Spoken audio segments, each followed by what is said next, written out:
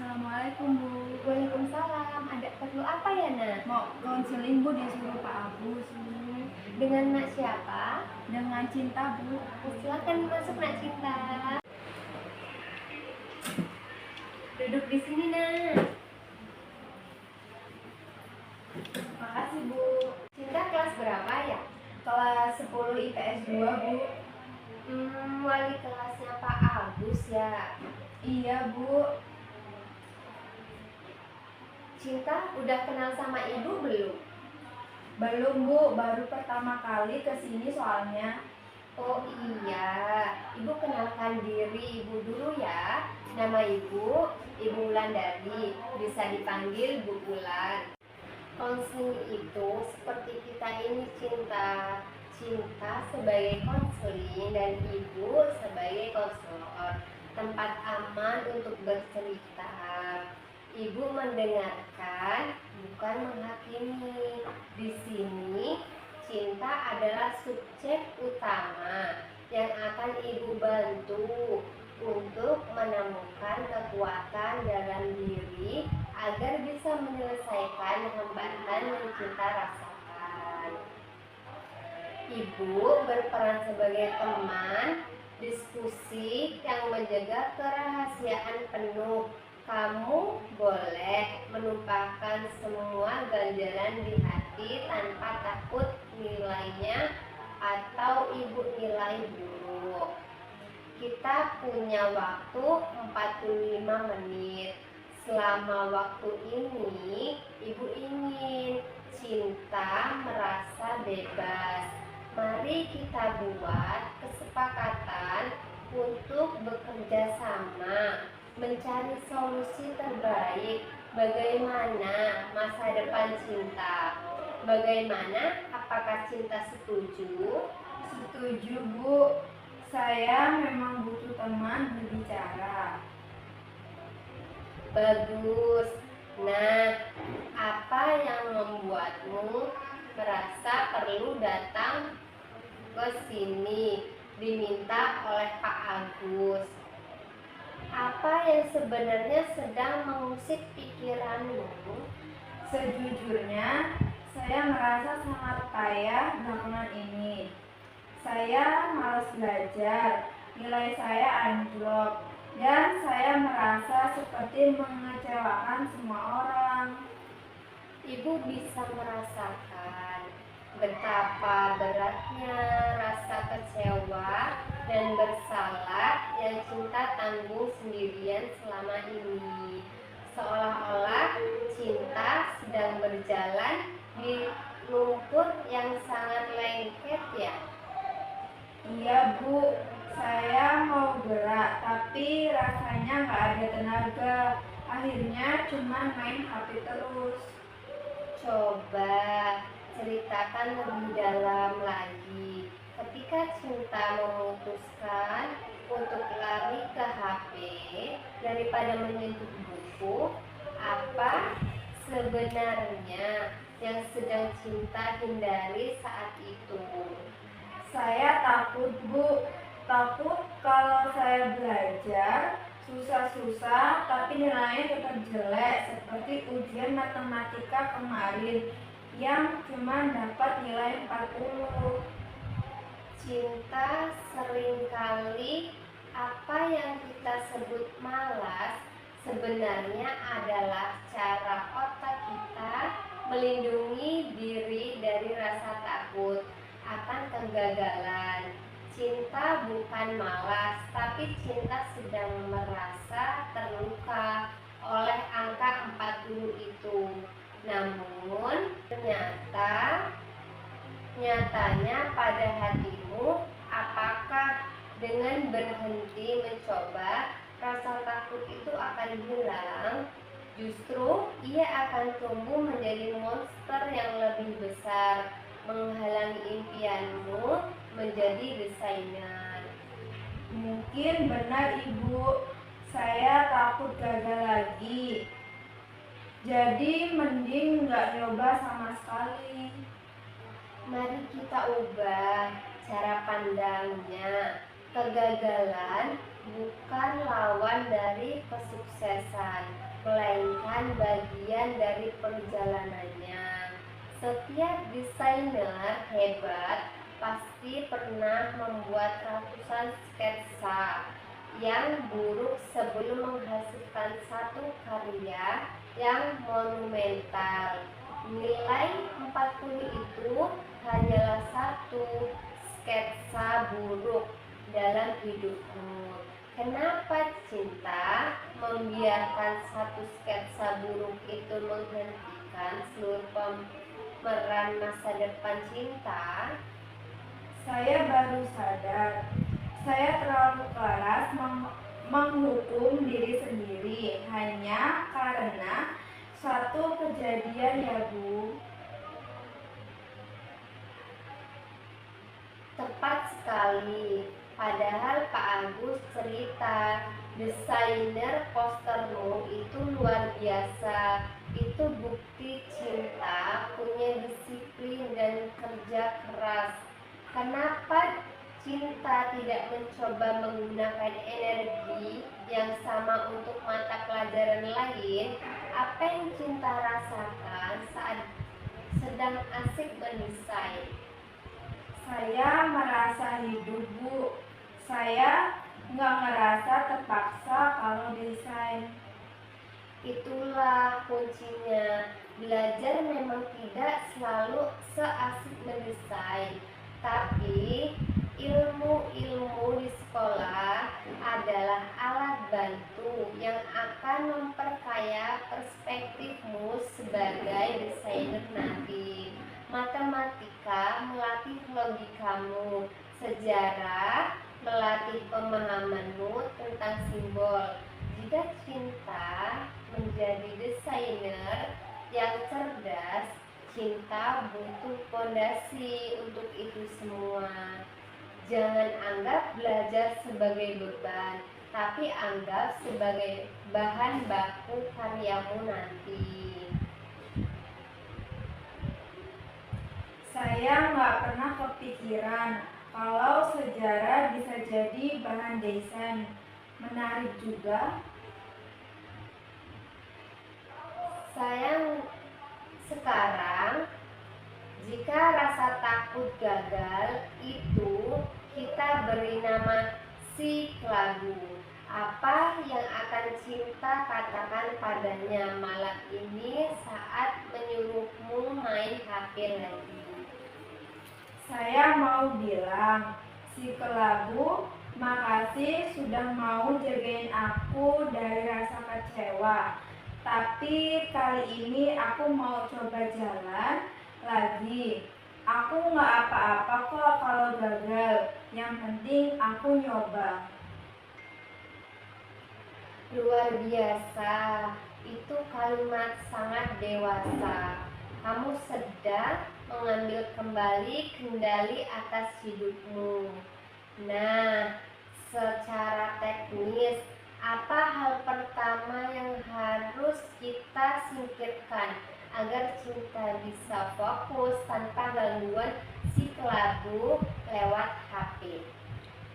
HP-nya Bu, saya harus menjauh darinya saat jam belajar.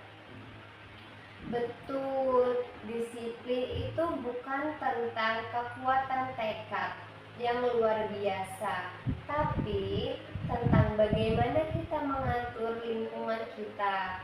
Jika HP ada di sampingmu, otakmu akan terus tergoda.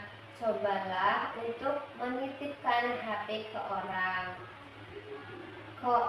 tua dan orang yang dipercayakan oleh cinta, atau menaruhnya di ruangan lain selama 30 menit saja. Berikan dirimu waktu untuk benar-benar hadir tanpa distraksi. 30 menit ya Bu. Saya rasa saya sanggup. Seandainya besok pagi Cinta bangun dan masalah malas ini sudah hilang total karena keajaiban, apa hal berbeda yang akan hal orang-orang itu lihat dari dirimu? Mungkin saya bakal lebih rajin menyapa orang, nggak murung, dan meja belajar yang saya nggak berantakan lagi. Cinta, keajaiban itu tidak datang dari langit secara tiba-tiba, tapi ia tumbuh dari keputusan kecil yang kamu ambil setiap hari. Jangan menunggu semangat datang baru belajar, karena semangat itu seperti tamu yang tidak menentu. Belajarlah untuk tetap melangkah meskipun semangat itu sedang tidak ada. Itulah yang membedakan seseorang pemenang dan dengan yang lainnya. Iya Bu, saya sering menunggu mood bagus dulu baru mau buka buku. Dan berapa kali mood bagus itu benar-benar datang tepat waktu. Jarang sekali kan? Jangan biarkan mood yang tidak stabil menghancurkan masa depanmu yang sudah stabil. Itu Ibu bayangkan. Bener juga Bu, moodnya sering malah ngajak tidur. Siapa kira-kira orang di rumah yang paling bisa membuatmu untuk tetap konsisten dengan rencana menjauhkan HP ini? Kayaknya ibu saya Bu, beliau pasti senang banget kalau saya minta tolong simpenin HP. Bagus, mintalah bantuan dengan jujur. Katakan, Bu, Cinta ingin berubah. Tolong simpan HP Cinta jam 7 sampai jam 8 malam ya. Melibatkan orang lain akan membuatmu lebih bertanggung jawab. Jangan mencoba menjadi pahlawan sendirian jika kamu bisa bekerja sama. Siap Bu, saya akan berbicara sama ibu nanti malam. Ibu pun sampai sekarang masih sering menaruh HP di laci kerja. Kalau lagi banyak laporan, kita semua berjuang melawan gangguan yang sama Cinta. Kamu tidak sendirian. Setelah berhasil belajar 30 menit tanpa HP, hadiah apa yang ingin Cinta berikan pada diri sendiri sebagai bentuk apresiasi? Ngedesain satu poster bebas buat koleksi pribadi Bu. Nah, itu sistem yang cerdas. Belajar adalah pekerjaan dan desain adalah hadiahnya. Dengan begitu, otakmu akan belajar mencintai proses belajar karena ia tahu ada kesenangan yang menanti di akhir. Gunakan kesukaanmu sebagai bahan bakar, bukan sebagai pelarian. Sejauh ini kita sudah sepakat Cinta akan menjauhkan HP, menggunakan bantuan ibu di rumah, belajar dalam durasi pendek 30 menit, dan menjadikan desain sebagai reward. Iya Bu, rencana ini terasa sangat masuk akal buat saya jalani. Cinta, sebelum kita akhiri sesi ini, Ibu ingin menitipkan satu pesan. Sayangilah dirimu sendiri. Jangan hanya menyayangi Cinta yang berprestasi, tapi sayangi juga Cinta yang sedang berjuang. Jangan mencaci dirimu saat kamu jatuh, tapi berikan tanganmu untuk bangkit kembali.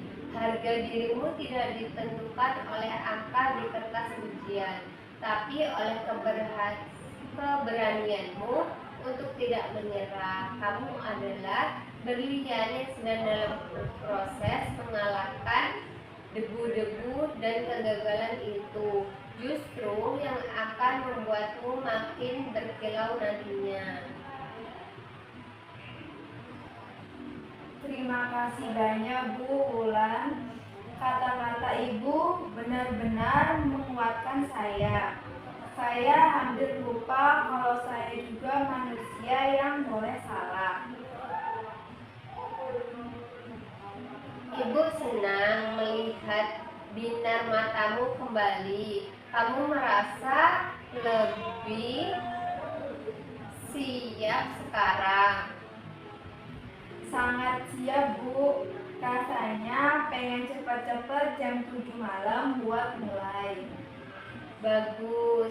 Sekarang tarik napas dalam. Bayangkan semua rasa takut dan berat itu keluar bersama. Hembuskan napasmu. Kamu bebas cinta. Kamu punya masa depan yang cerah. Oh iya, sebelum benar-benar selesai, Ibu mau tanya satu hal ringan. Setelah ngobrol panjang tadi, apa satu kata yang paling menggambarkan perasaanmu sekarang?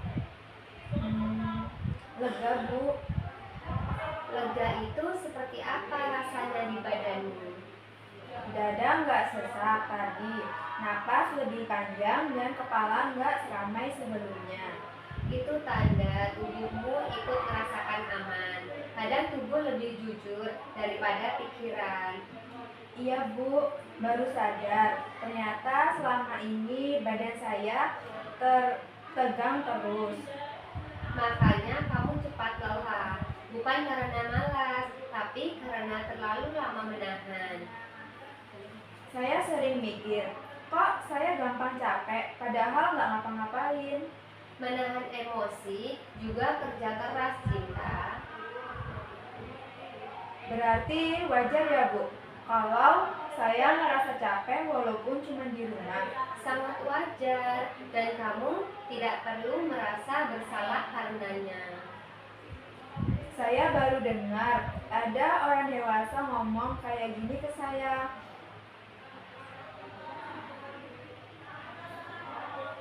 Karena tidak semua orang diajarkan untuk mendengarkan, hanya disuruh kuat. Iya Bu, saya sering bilang harus bisa, jangan cengeng. Padahal menangis dan kuat itu bisa berjalan bersama.